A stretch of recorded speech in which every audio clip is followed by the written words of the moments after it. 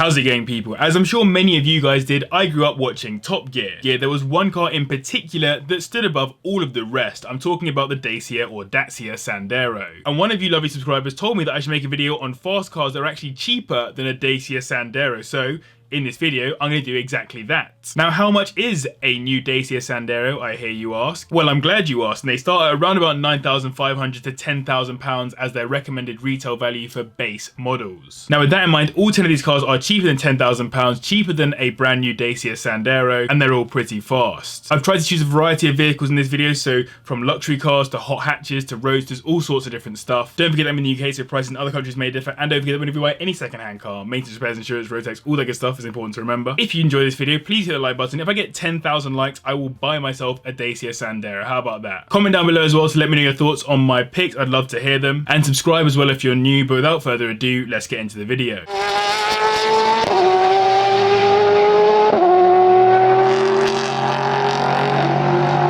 Let's kick this video off with a car that has grown its own cult following, the Honda S2000, which is a 2-litre inline-4 engine with VTEC that makes 240 brake horsepower and will manage 0 to 60 in 6 seconds. Not bad considering it doesn't have forced induction like the majority of cars on this list. The car was actually released to celebrate the company's 50th birthday, and it was named in a historical manner, denoting the engine's total capacity in line with a few classic 1960s Honda roadsters like the S500, S600 and S800. It did get a few facelifts and modifications during its 10-year production cycle, but you'll only get an initial model for the same money as a Sandero. It has a 6-speed manual gearbox as well as a Torsen LSD, and was claimed as the most brake horsepower per litre for a naturally aspirated car on the market at the time it was produced, helped by the fact it revs up to 9,000 RPM. Add on the point that it was manufactured alongside the NSX and is great for modifications, and suddenly you see it is a very capable car. These have been cruising up in value over the last few years and now start at around £7,000, and you get a 2003 model with 50k on the clock for Sandero money. The engines are known to burn a lot of oil, so do be wary of this, but transmissions are very strong. Rust is a known problem, but only really on the underside, so you have to get under to take a look. Next up, we have our first of a few hot hatches on this list, the Seat Leon Cupra R, which is a 2-litre turbocharged inline-4 engine making 261 brake horsepower, which takes it to 60 in 6 seconds, matching the Honda. This Seat is no joke, with the same engine that you'll find in the Golf R, Audi S3 and Scirocco R. It's literally Seat's range topper and has both an aggressive exterior and interior to get you gassed up, and having been in one, I can confirm firsthand that this is a properly fun car to bat around in. It puts out 25 brake horsepower more than the standard Cupra, which really does push it into hot hatch territory, despite having a reasonable price tag when new. It's arguably one of the best value for money hot hatchbacks on the market. £6,000 the minimum you'll find these listed for, and you'll get a 2010 example with around 90k on the clock for the same price as a Sandero. Like the S2000, some owners note high oil consumption, and chain tensioners can wear too, though this is not an overly common occurrence, and most owners I could find on forums were generally pleased with the reliability. On to another hot hatch now. The Renault Megane Renaultsport is one of my personal favourites, with its 2-litre turbocharged inline-4 that makes 261 brake horsepower and manages 0 to 60 in 5.8 seconds. The package you get with this is probably even better value for money than the Seat just mentioned, with its stiffened chassis in cup spec, aggressive interior with Recaro bucket seats, and more useful Brembo brakes and track suspension. Cup spec also brings about a few options to make the car lighter, and you'll also benefit from an LSD to make this an exceptionally well handling front wheel drive car, and honestly I saw loads of them out on the Nürburgring when I went a few years ago. It also looks better in my opinion, as it has way more flair and angles with those lovely wide wheel arches and sharper overall look, but feel free to ignore me on that one if you disagree. The only thing I'm not into is the dashboard, but I could learn to live with it. The lowest I could find these listed for is around £8,000, and rather than getting a Sandero, you could get a 2012 Megane with 75,000 miles on the clock. Cam belt and water pump changes are vital to be done on time, but outside of that the car is known to be quite reliable. There are other known problems which are usually audible, like a clicking flywheel or noisy gearbox, so worth taking one for a test drive before you buy it. I told you this video was going to have a real mix of cars, and next up we have the Volvo V70 R, a fast estate with a 2.5 litre turbocharged inline-5 engine attached, which makes 300 brake horsepower and will take the car to 60 in 5.7 seconds, not to mention the fact that it sounds absolutely insane. This is a hugely well-equipped car with Brembo brakes and Öhlins suspension as standard, which is pretty ridiculous, plus you also benefit from a Haldex all-wheel drive system which spreads the power better and to where it's most needed. And in no other car on this list can you fit quite as much stuff into the car, so if you're after something with a bit more usability than the average car,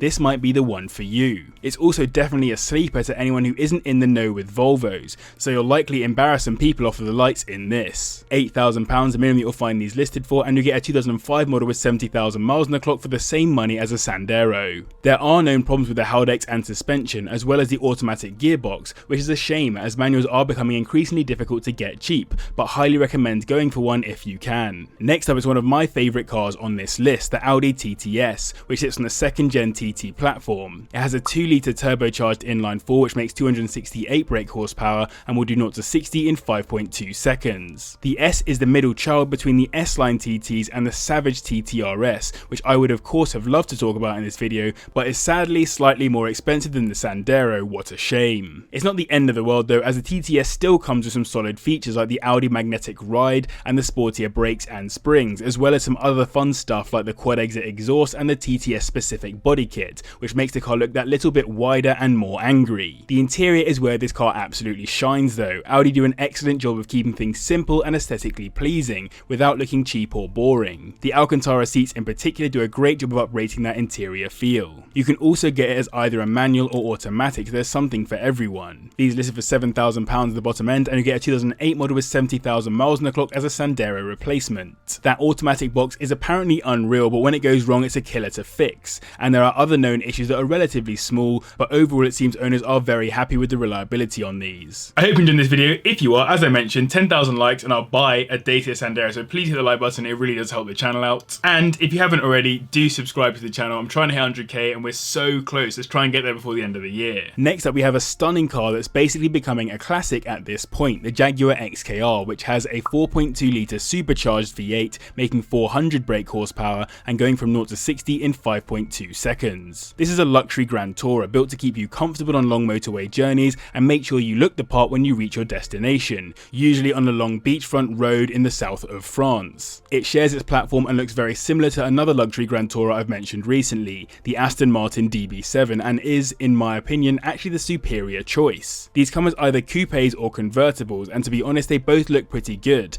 I think I'd personally go for the coupe for that sloping roofline, but I might feel a bit left out on nice sunny days. These are listed for £6,000 at the bottom end, and for the price of a brand new Sandero you'll get a 2004 example with 75,000 miles on the clock. There are plenty of known issues with these however, and electrical issues seem to be the most common, as well as the most effort to fix. The standard suspension, which would be pretty old by now, is known to knock, so it might be worth investing in some coilovers too. Many car people love the BMW 1M, but it's a pretty expensive car which has reached modern classic status. As a cheap substitute you can get this, the BMW 135i Coupe or convertible, which is a 3-litre twin turbocharged inline-6 which makes 301 brake horsepower and will manage 0 to 60 in 5.1 seconds. This shares its engine with other absolute weapons like the BMW 335i, although the one sad thing it doesn't share with that car is the hardtop convertible roof, as the 135i is a soft top.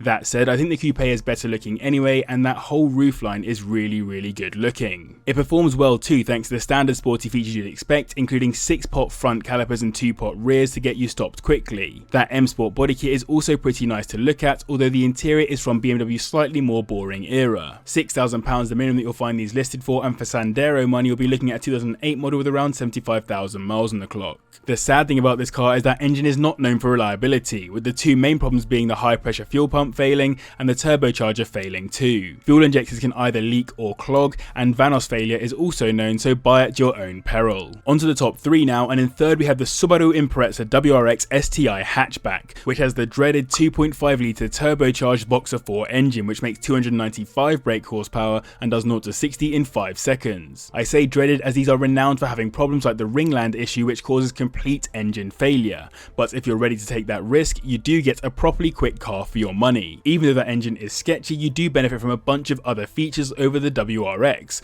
like wider track for better stability, alongside the electronic stability control and LSD, which can be turned to full lock or fully open depending on how much you fancy drifting. It also loses some weight with lightweight components and gets a more savage looking body overall. The interior is a bit of a letdown in my opinion, but it is what it is. You're still buying into a car with great rallying heritage, as it competed in the World Rally Championship in the late 2000s, though to limited success compared with the saloon examples. These start at around £7,000 and you're still looking at pretty high mileage for the same money as a Sandero. Just missing out on the top spot, we have a luxury car to complete that variety that I mentioned at the start of this video. It's the Maserati Quattroporte, which is a 4.2 litre V8 engine, putting out 394 brake horsepower and managing 0 to 60 in 5 seconds. It's a Ferrari Maserati collab engine, as I've spoken about in many previous videos, but what I think is particularly cool about this is that of all the cars on this list, it's probably the most exotic and luxurious. It had over 450 potential interior specs from factory, and though this interior does look a bit old now, it's still a step above many of the other cars on this list. Add on the fact that this car was envisioned by the famous car designer Ken Okayama of Pininfarina, and this really does become a great prospect. He's the same man that designed my all-time favourite car, the Enzo. £8,000 the lowest you'll find these listed for, and you'll get one from 2007 with 60k on the clock for the same money as a Sandero. There are known problems with the variators on these, and plenty of owners note build quality issues with rattles on the interior in particular. You're buying a Maserati, so expect maintenance costs to be Maserati-esque. Taking the top spot is the Mercedes CL55 AMG, which is a 5.4 litre supercharged V8, putting out 500 brake horsepower,